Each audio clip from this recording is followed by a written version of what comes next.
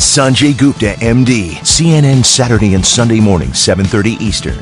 Hello, I'm Dr. Sanjay Gupta. Welcome to the show. Today I'm taking a closer look at something that's become so closely woven into our lives, it's hard to imagine what we do without it. I'm talking about our cell phones. Now, most of us take it for granted that they're safe, and that may be the case. But I've also spent the last several months investigating and talking with people who say, don't be so sure. Now, some of you may already be rolling your eyes, and I understand that, but I want you to stick with me this half hour. We've been digging a little deeper to try and get a more definitive answer, and I'll tell you this, it wasn't easy. But what surprised me was that the voices urging caution are not only getting louder, but they're getting more prominent. All right, I'm on my way. If you've ever put a cell phone to your ear, you should listen to what neurosurgeon Dr. Keith Black has to say. There's no way to say that cell phone use is safe. I think that the public has a right to know that there could be a potential risk. The public generally assumes that if one is selling something on the market, that we have had assurances that that device is safe. To be clear, Dr. Black's message is at odds with headlines from the largest international study on cell phones and cancer. Their conclusion: little or no evidence cell phones are associated with brain tumors. But if you look just one layer deeper into the appendix of that same study, and you'll see something unsettling. Turns out participants in the study who used a cell phone for 10 years or more had doubled the rate of brain glioma, a type of tumor. And keep in mind, cell phone use in the United States has only been popular for around 15 years. Back in 1996, there were 34 million cell phone users. Today, nearly 300 million in use, according to industry figures. Environmental factors take decades to see their effect, not a few years. So if it may take decades to get a clearer answer, what can we say about cell phone safety now? Scientists here in San Jose, California, are trying to answer that very question. So one of the things we have to do first is literally put the brain inside the head. Exactly. So it's very light now. The FCC requires all cell phones emit below 1.6 watts per kilogram of radiation. Now let's put some brain to it. In order to test for that, scientists here try and mimic the human brain with salt, sugar, and water. Let me show you precisely how they do this test. This is a model. This is supposed to approximate the human skull, an adult male. This is my phone that we've actually attached there. It's connected at the angle that most people would speak with. And inside over here, very important, this bubbly liquid inside, that's what represents liquid brain. What's going to happen is the phone is making a call. After a period of time, this device is going to come over here and start to measure radiation at all sorts of different points in the brain. After that, they're going to take all of those numbers, basically put it on a computer screen, and tell us where the hot spots are and just how high the levels got. My cell phone measured within FCC limits, but the whole process was, well, surprisingly low tech. And what about different size skulls or children? In children, their skull is thinner, their scalp is thinner, so the microwave radiation can penetrate deeper into the brain of children and young adults. And their cells are dividing at a much faster rate, so the impact of the microwave radiation can be much larger. But there have been no studies on children in cell phone safety.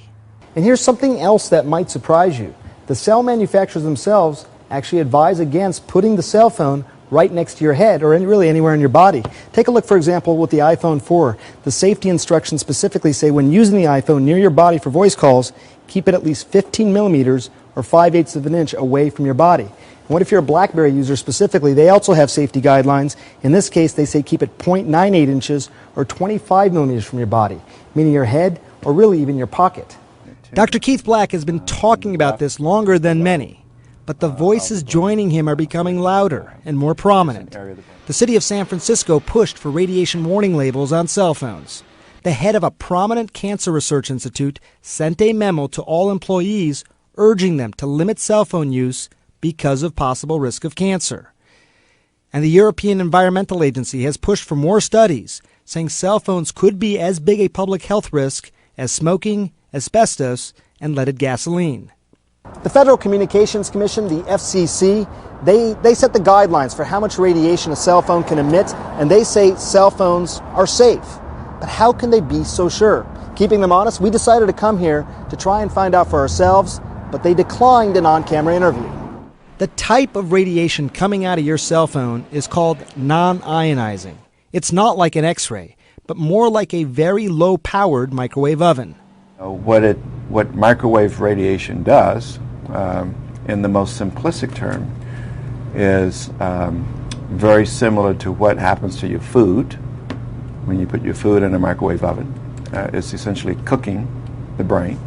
But based on their past statements, the FCC isn't convinced there's a real risk and maintain they, quote, do not endorse the need for consumers to take any precautions to reduce exposure. Now, I'll tell you, as a neurosurgeon, as a journalist, as a guy who personally has 3 cell phones, I believe this is an important issue to investigate. And for what it's worth, I haven't met anyone who says don't use a cell phone. Of course, that's not even realistic in today's age.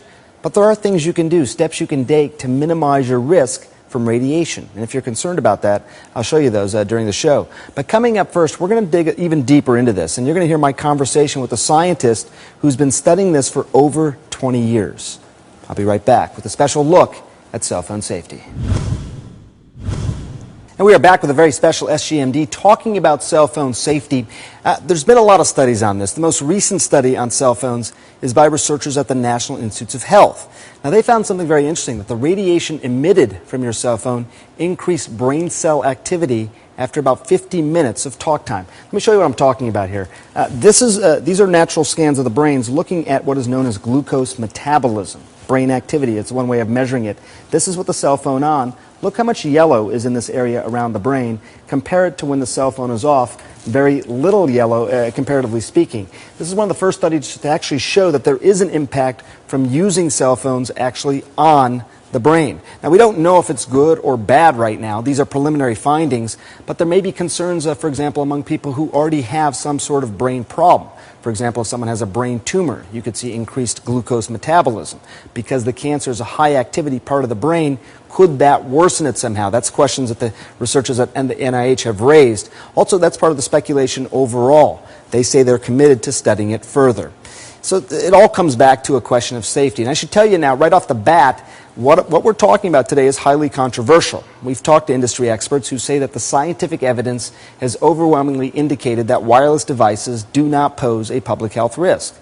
I've talked to a lot of scientists and doctors who say, look, we just don't know. And then there are people like Deborah Davis, a physician, a researcher, former White House senior health advisor, who founded a group called Environmental Health Trust. Now, she studied the issues with cell phones for decades, in particular the amount of radiation they give off and what your body might absorb. She's trying to connect those dots. You may not agree with what you're about to hear, what she has to say, but I think it's important to hear.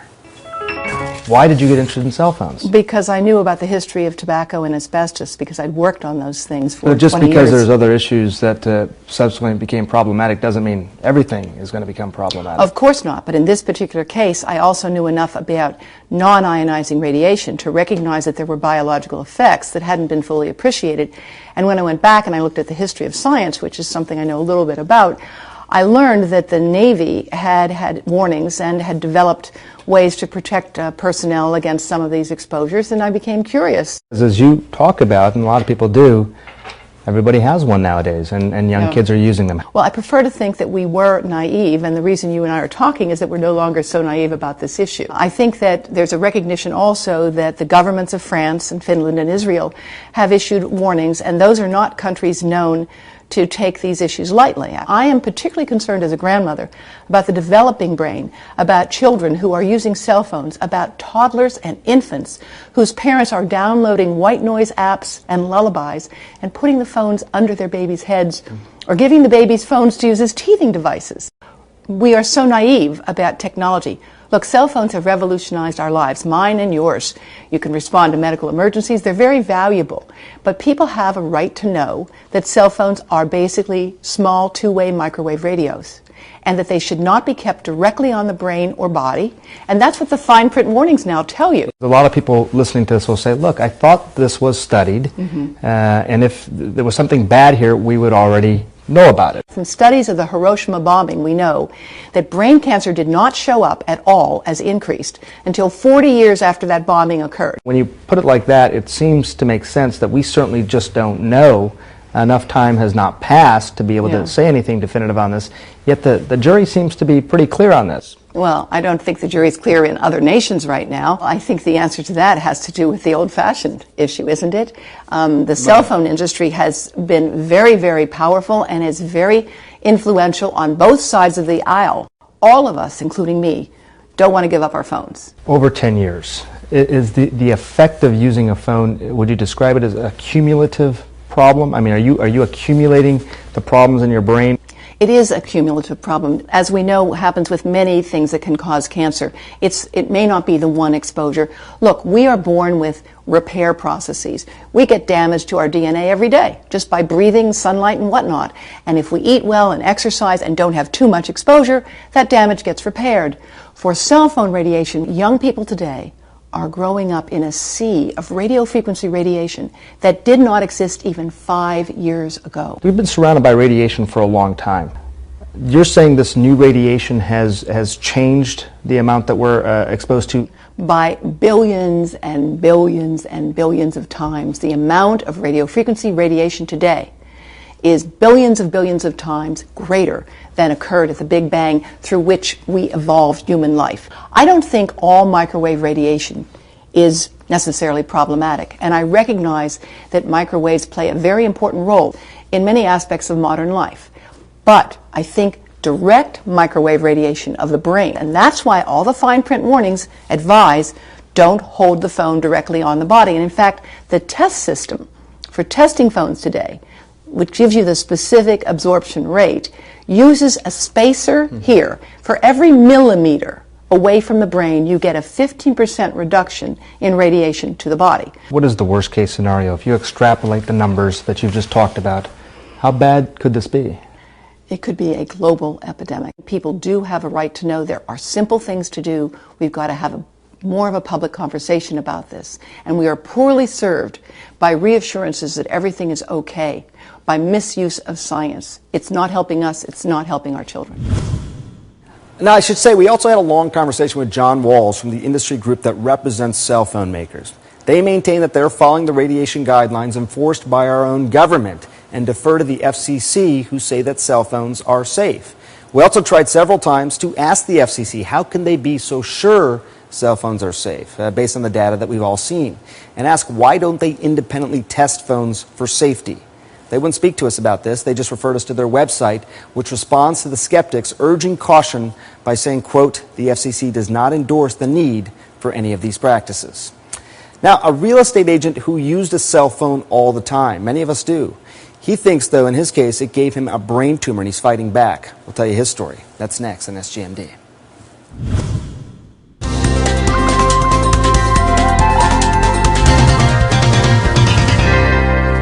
And we are back with SGMD. I'm Dr. Sanjay Gupta. Our focus this week is cell phone safety. Now, during our investigation, we met Alan Marks. He's a successful businessman with a remarkable story. Mark's life-changing battle with brain cancer led him on this unique journey that took him all the way to Capitol Hill, doing something he never expected to do. Good morning. Good morning, Alan. How are you? For Alan Marks, being in the real estate business for 30 years has been a passion. I like building homes and seeing people move into them happy. But 3 years ago, his life changed. I had a seizure. I don't remember it. The cause of that seizure, a malignant brain tumor. Now, surgeons were able to remove the cancer, but he says the recuperation was challenging. It took a long time. Even now, I have some deficits, and you try to find ways to overcome them. And there's something else. Marks feels responsible for his own cancer. I know what it is. It was my cell phone use. There's no way you could put something to your head for 20 years and not have it cause something. Now, while there are some studies suggesting cell phones pose a health risk, many others do not. As a trade group representing cell phone manufacturers tells CNN, numerous experts and government health and safety organizations around the world have reviewed the existing database of studies and ongoing research and concluded that RF products meeting established safety guidelines, pose no known health risk. You had one already. But still, there are many cell phone manufacturers that recommend that you do not put the phone next to your head. And that is something Marks and his family support. I still use my phone. I usually use a speakerphone or I use a headset. Marks and his wife are urging lawmakers around the country to require manufacturers to put warnings directly on the phones. They believe having the safety information in the manual simply isn't enough. Today, Marks is able to provide for his family again and is back on top in the real estate business. Do you roll over or do you fight? I'm a fighter. Now, we can't say for sure whether Alan Marks' tumor, in fact, was caused by cell phones, but as I said, he's certainly a fighter. Good luck to him and his family. Also, a big step forward this week in the recovery and rehabilitation of Congresswoman Gabrielle Giffords. She underwent an operation to replace a piece of her skull that doctors removed 4 months ago at the time because of brain swelling. Let me show you something here. Her surgeons actually took a piece of, in this case, a bone substitute and actually placed it in. Her own native bone, which was saved, was actually thought to be contaminated. Take a look around the edges over here. These are little plates. They put in 4 little screws, 2 in the bone substitute, 2 in the native skull, and actually affixed that to the skull. And then they actually closed the skin over that, giving her a normal contour back to her head again. Got another incredible story as well of recovery. A car hit Rob Summers and then drove off, leaving him paralyzed from the chest down. Now, he did have some sensation in his legs, but that was it. And that was 5 years ago.